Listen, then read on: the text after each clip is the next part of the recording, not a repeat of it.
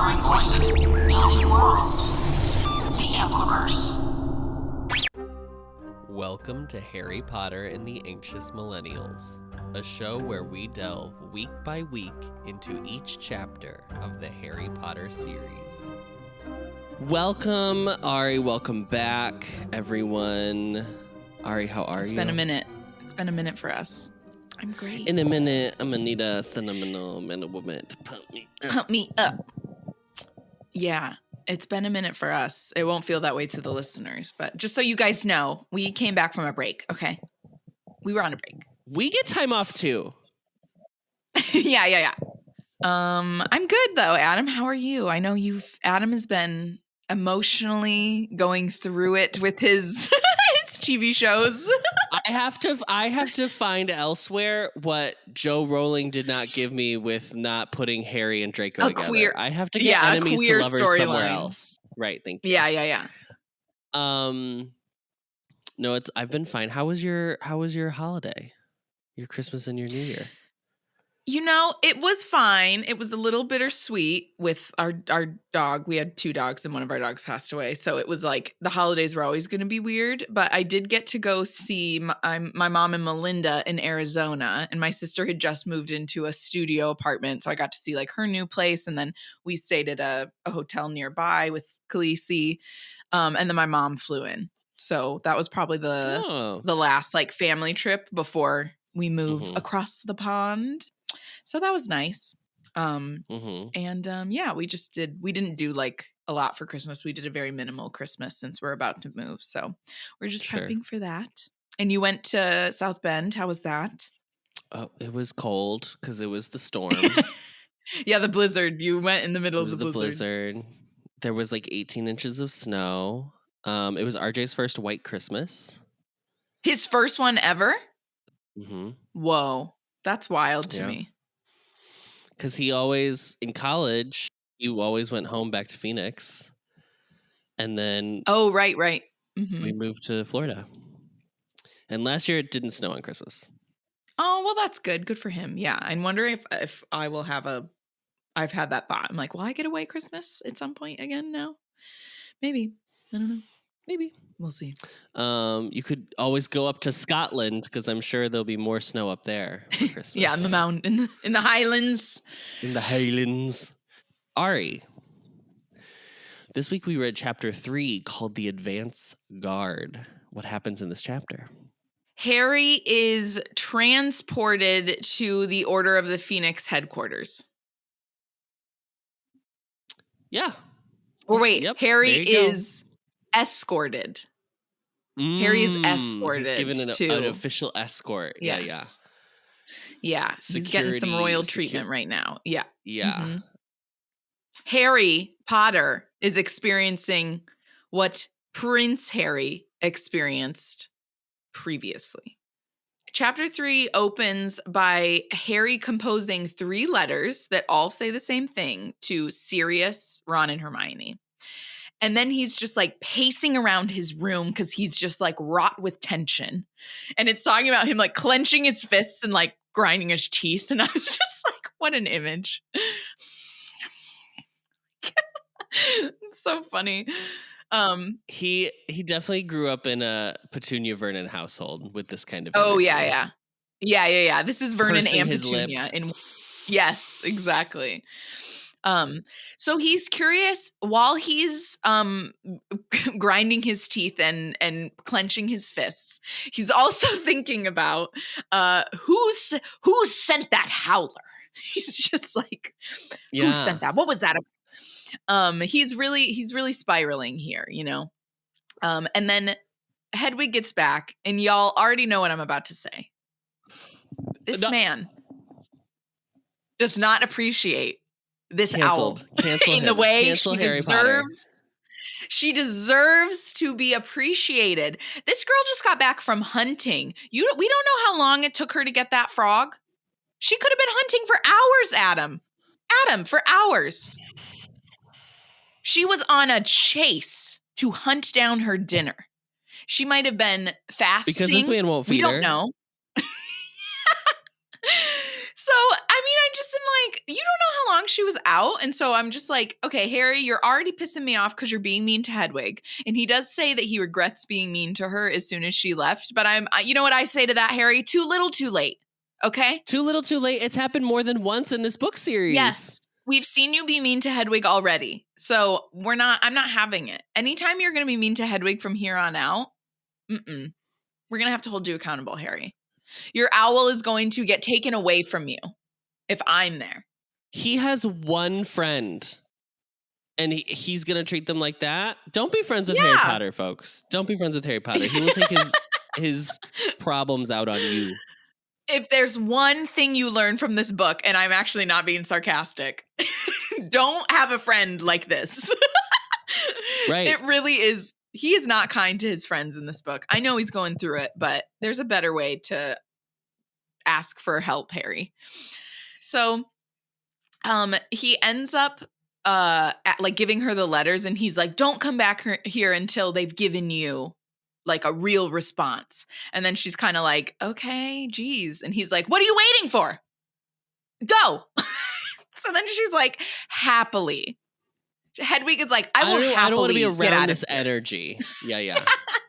Oops, the letters fell as soon as I left the window. Can't go get them. Bye. Yeah. And so she leaves with the frog in her mouth. She just has to like eat on the road. Yeah. This poor girl. First of all, unsafe flying conditions to multitask like that? Yeah, come on. Just like let her eat her dinner at least, Harry. Chill out.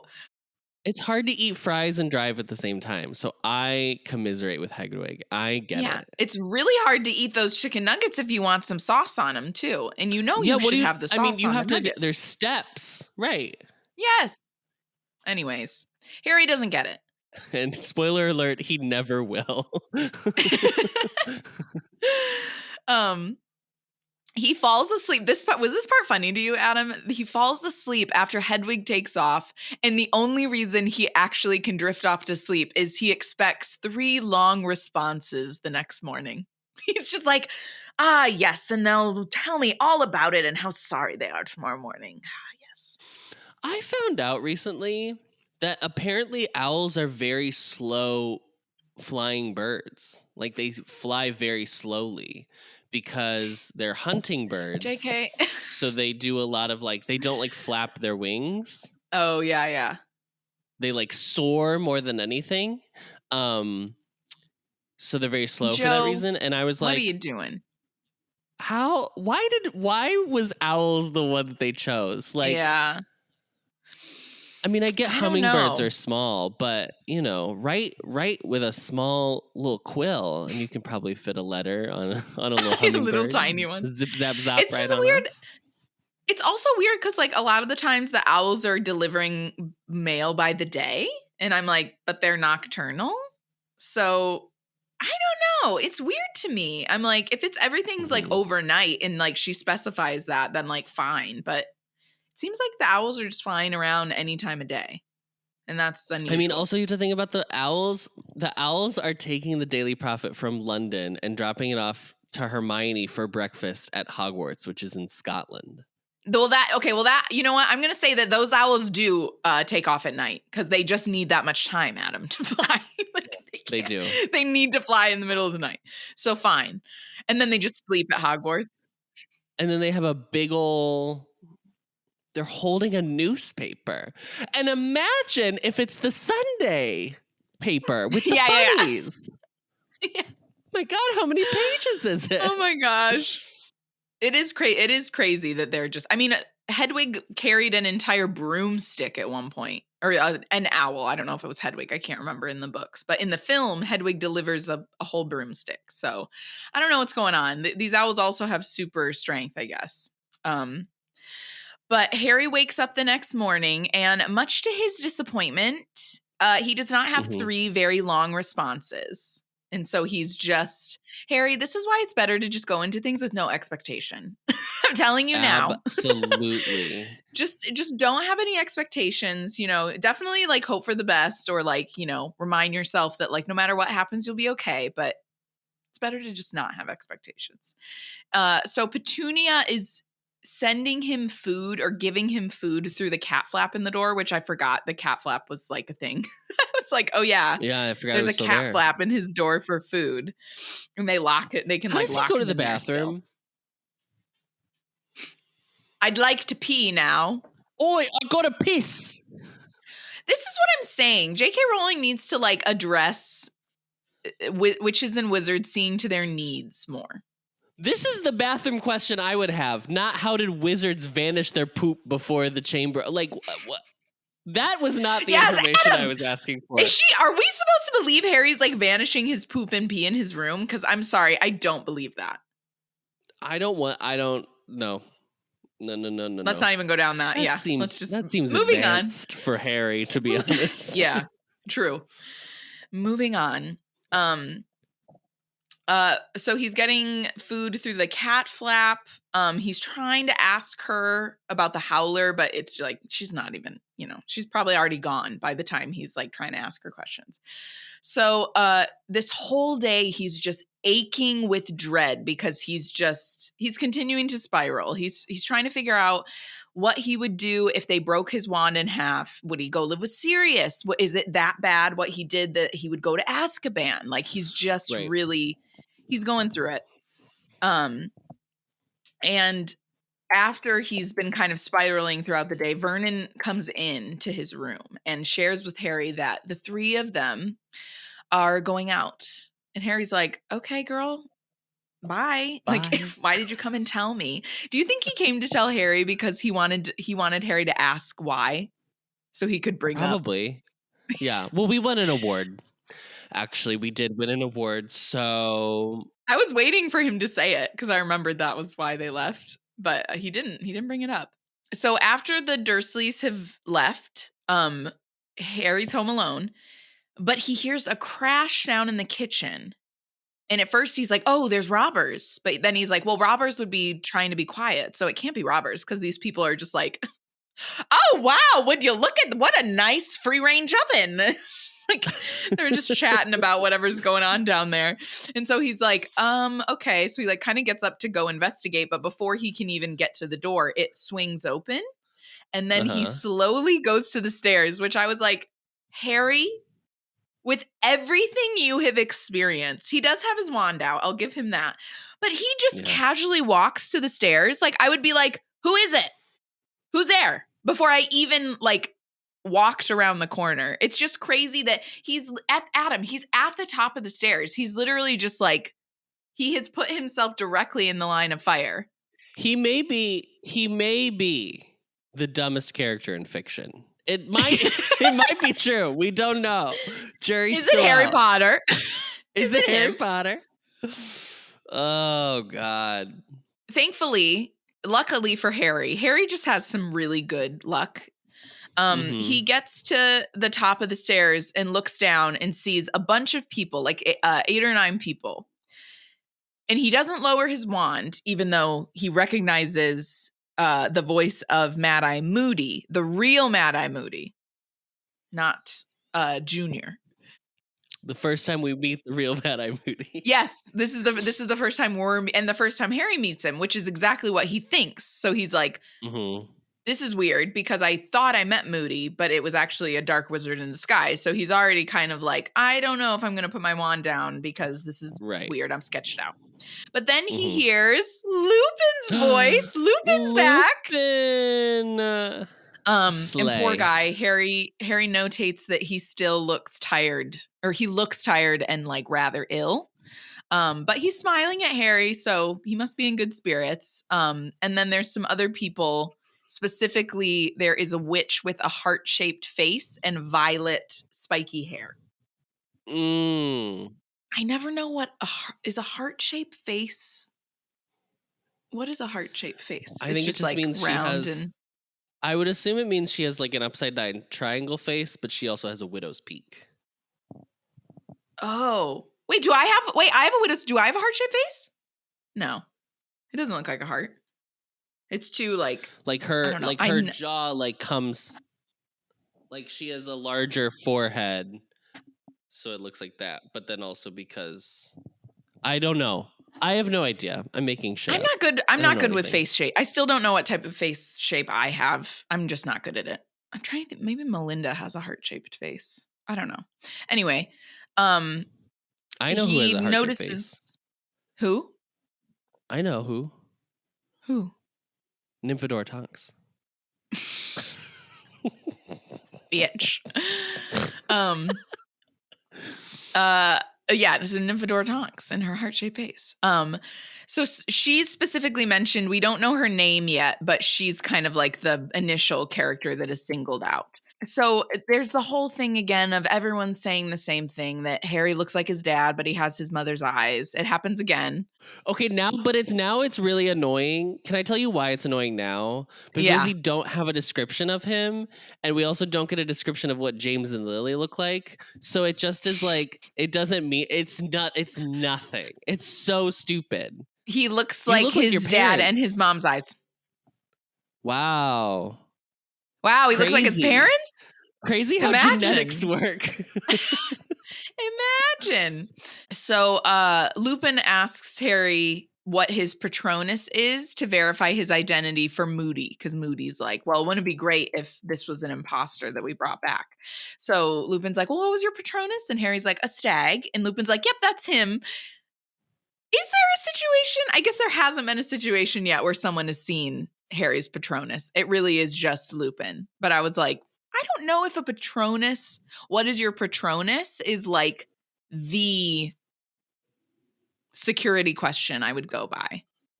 No. Last 4 your social for sure. I mean, he asks him, like, what was the creature that was in the tank in my office the first time you came in or something? And I was like, that's a good one, because it's just you and Harry. Right. That was a Grindylow, wasn't it? Yeah. What was the Adam? What was the movie we watched in 4th grade where James you and Giant closed Peach. my you closed my finger in the VHS box? That's my security question for Adam, because no one else would know that. Well, now everyone else does. Yeah. They're going to impersonate me, Ari. Yeah. So Lupin is the only one that actually takes a second to ask Harry how he's doing. We love Lupin. What a sweetie. We love. Lupin really is one of my favorite characters in this book series, for sure. Yeah, pure. I feel like if I could meet any character, it would probably be Lupin. He shakes his hand and he asks how he's doing, to which Harry says, fine. Harry, you have been bitching this whole time about how no one cares what you're doing and you're so annoyed with how everyone's treating you. And then this man actually asks you how you're doing and you just go, fine. I understand like the impulse, but like just to be like, fine. Well, actually, wait, hold on. I haven't heard anything. What's going on? Which he does in a second. He does start to ask like, okay, what's been going on? But I just feel like the fact that everyone else is so paranoid, you think that he would be like, oh, okay, there must be something else going. I just feel like he doesn't have perspective.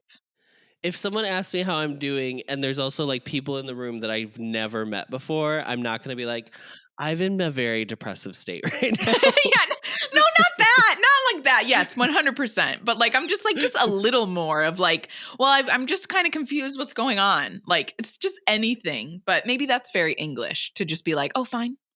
Yeah. Oh, righty-o. Right. Pip, pip. Yeah, pip, pip. Oh, jolly good. So Tonks tells Harry she's actually the reason that the Dursleys are out. She tricked them by nominating them. Well, not really. She told them they were nominated for a best kept lawn competition. I mean, even without knowing them, she really knows them. Dursley thing. No, yeah, She must have done. It's very she impressive. Did some. What is that called? Recon. She did some recon where you like looking. Yeah, reconnaissance.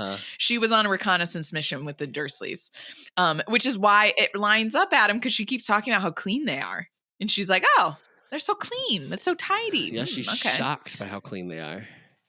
Her dad is a Muggle-born, but he's super messy apparently. So. She's like, oh, okay. I thought all Muggles were messy, but I guess not. I can't remember. Can you remind me, or do we not need to get into the Tonks family history? No, we can't. She's Yeah, related so to the she's Blacks, right? she's related to Bellatrix specifically because her mom is Bellatrix and Narcissa's sister. So the three of them are all sisters. Andromeda? Yeah, Andromeda, Narcissa, and Bellatrix are all sisters. Okay. So and then they're the cousins of the Blacks. So yeah, Tonks is Sirius's second cousin. Andromeda married a Muggle Ted boy? Tonks. Mm-hmm. Which is why she was like disowned by the family. I couldn't remember that part. Ted and Tonks? Later when Ted Tonks. That's funny. Yeah, Ted Tonks. Ted Tonks. Yeah. When we meet her later, she looks so much like Bellatrix that Harry actually thinks she's Bellatrix for a second. But she has like dark brown hair. I don't remember that we meet Andromeda, so that'll be fun. Yeah, it's great. Be a fun surprise for me. Yeah. I won't tell you when. That does not happen in the movies. I can guarantee that. No, we don't get to meet her. You're right. So they're out thinking that they were nominated for a Best Kept Lawn competition. They weren't. So they're going to be pretty upset when they come back. Petunia is just going to be devastated. Mm-hmm. So Nymphadora Tonks, we find out, does not like to go by Nymphadora. She likes to go by Tonks. And then there are also the other wizards and witches that are there include Elphias Doge, Daedalus Diggle, Emmeline Vance, Sturgis Podmore, and Hestia Jones. And can't forget Kingsley Shacklebolt. We have arrived.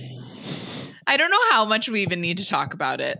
He is singled out. He is literally, because I noticed this. He is singled out. This is the first character in this book series that is singled out as being black. She calls him black. She says he's a large, bald black man.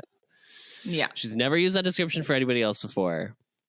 And I think it's the first black adult character. Like, we have met black students, but no adults that were black. This is why I don't buy when she was like, Hermione always was black in my head. And I'm like, no, because you would have said that. Don't do this.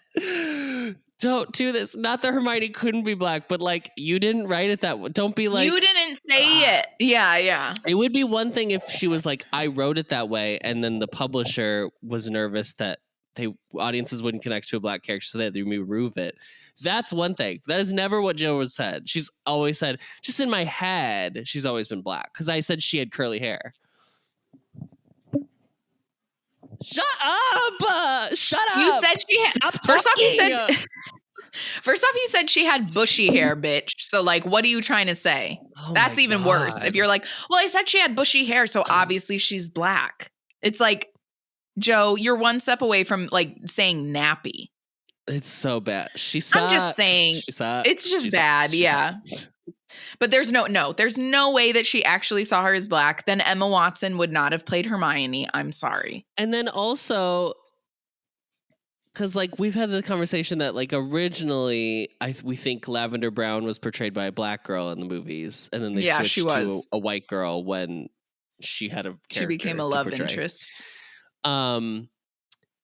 Which that's not great either. Don't call you just the last name Brown. Oh yeah, that too. Right. Yeah, that too. Yeah, it's just bad. I just don't know why. Where I would like to ask her where is Shacklebolt a normal English last name? No. English listeners, someone tell me. I guarantee you it's not. Would you like to know what the origin of the word nymph is? Yeah. Because obviously we all know that it's a mythological spirit of nature imagined as a beautiful maiden inhabiting rivers, woods, or other locations. That's what I But the actual word nymph, which is a late Middle English word, comes originally from Greek, which means bride. Oh. Did not know that. Shocked by. I didn't know that either. Yeah. Wow. Because nymphomaniac is someone who's obsessed with sex. So I Yeah. was trying to So figure where out is what. this coming from? Yeah, interesting. Anyway, I feel like, I mean, it's such a shame because Kingsley is such a good character in terms of just like kind of what he represents. actual like characterization. Yeah. Yes, but there is just, it's just, girl, why? Why does his last Girl. name have to be Shacklebolt? Anyway. My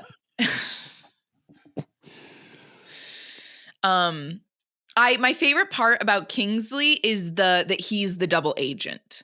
That's my favorite part of his character. He's the one that's the double agent in terms of the Aurors. Like you would think that he doesn't care about anything to do with the Order of the Phoenix. But he's like very much working with the Order of the Phoenix. So all of these people are here as his guard, and they're going to transport him to their headquarters with broomsticks. So I would just like to say this is the first time where it's like actually explained why we can't travel through Floo powder. So thank you. She did the work. We've been asking. She did the work we asked for 4 books. Yes, that's all I needed was just, okay, why can't they travel? Why do they have to travel by broomstick? Oh, that's why? Okay, thank you. Like, it was so quick and so easy. So she is able to do it. She's able to explain. Right. So Tonks ends up helping Harry pack up his stuff. And while this is happening, she casually changes her violet hair to bubblegum pink and then reveals that she is a metamorph magus. To which Harry's like, huh? I'm a muggle-born. What is that? And she's like, I can just like change my appearance at will whenever I want to. And so I guess we've talked. Oh yeah. Yes, Adam. Your face. This scene bumped me when she like changes her appearance. And I think it's just because it's so clunky in the way it's like done. Like I get that your idea for Nymphadora is that she like can change her appearance and that's like cool and it's like a cool other thing that we have never heard about in the world and blah blah blah. But they like just go up to his room and she immediately is like, "Do you like my hair? I'm gonna change it." I was like, there's no way that that's what's on anyone's mind. I'm sorry. Even if you're trying to describe her as like she's a little bit more fun and a little bit more flighty like than like the serious like Mad Eye Moody, I still was like, you're just doing this so that you can like present this idea. It's not like for the actual like it's not buried in the scene correctly for me. That was all. But I do like her character. I think she's the best probably female character so far in the book series. Like in terms of like initial introduction being introduced well. Mm-hmm. Yeah, and it's not so much well, I guess it is surrounding her physical appearance and the fact that she can change her physical appearance, but like there's other characteristics about her that aren't like overtly feminine. Like she's like clumsy, like she just has more, she's like a fully rounded female character. There's just like, and she has a job. She like clearly did really well when she got inducted into the League of Aurors. Like there's just more we get more depth with her. She's not just a mom or a, I don't know, gossipy girl. Yeah. Or a mean shrew. Bookworm. Yeah. A mean shrew or the bookworm. Like these are all just kind of like whatever. So, she says that she's a metamorph magus. She also shares that she is an Auror and Kingsley is an Auror. And she like just joined basically. Like she's like a new Auror. And she aced the like disguise section, whatever. Imagine she did really well. Yeah. She did really well for that part. But apparently you just have to be born one. You can't like learn it. So she was just born one. In terms of just because, because JK is such a turf, I just want to talk about the idea of Tonks being a trans character in this moment because JK would hate it. I feel like this could, obviously she didn't intend for it to be like someone who was like non-binary or whatever, because she of course would never do that. Because gender roles are important. Yeah. I do like the idea of Tonks being more of like a non-binary, or identifying in the queer space. I really like that being something that we can see in Tonks. Yeah. And also the fact that a lot of us ship Lupin and Sirius, and then Lupin ends up with Tonks. I just feel like it adds to the narrative that they are the queer characters in the world, Right? the three of them.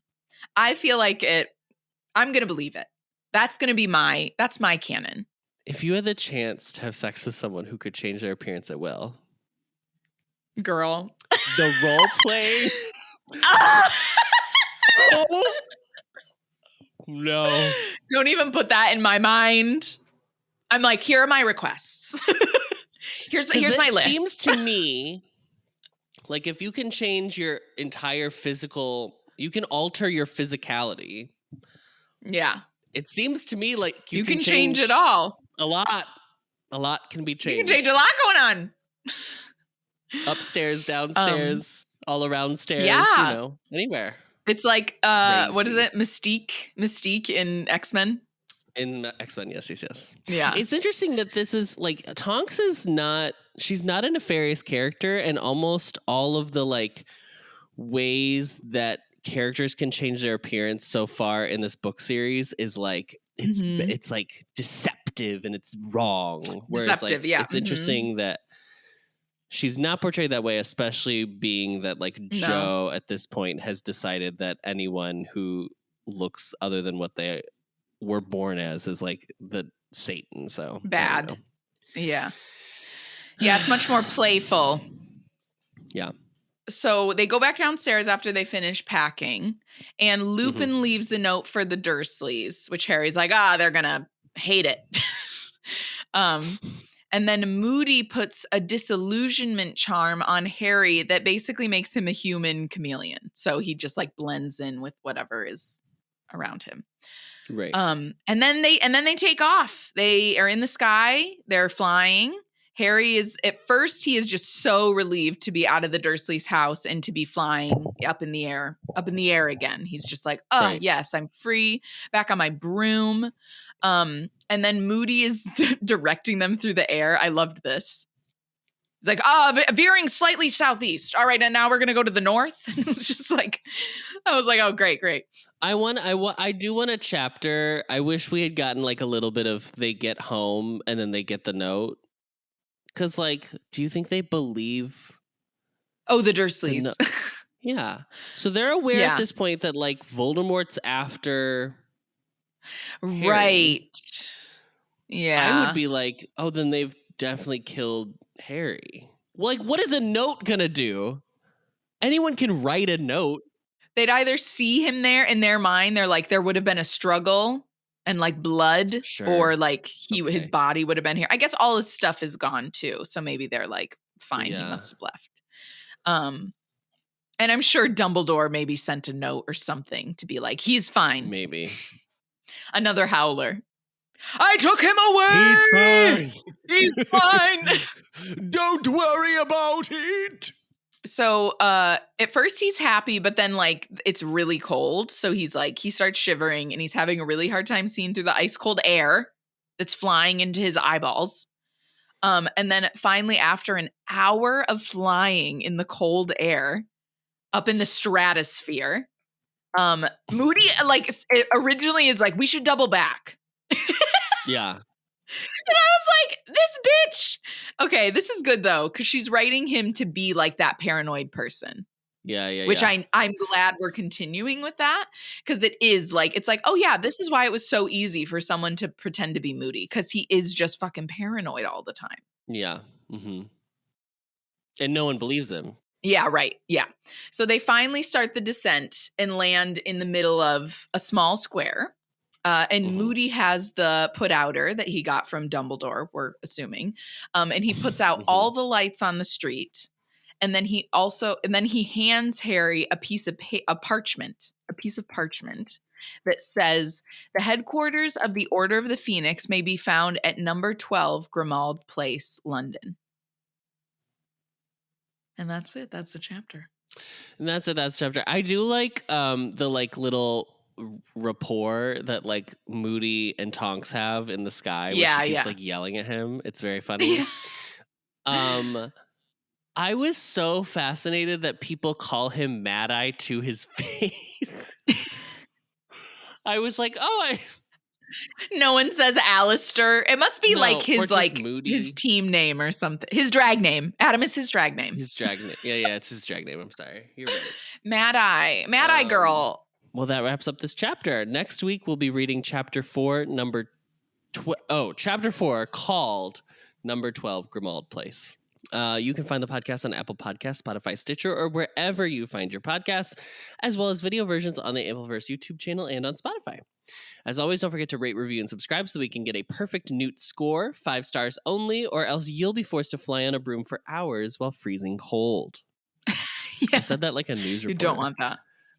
You did. Don't forget to follow us on Twitter and Instagram at HBAnxious or YouTube and TikTok at The Ampliverse. We are hosted on Anchor and recorded on Zencaster, so thank you to the both of them, and we are a proud member of The Ampliverse. Check them out at theampliverse.com.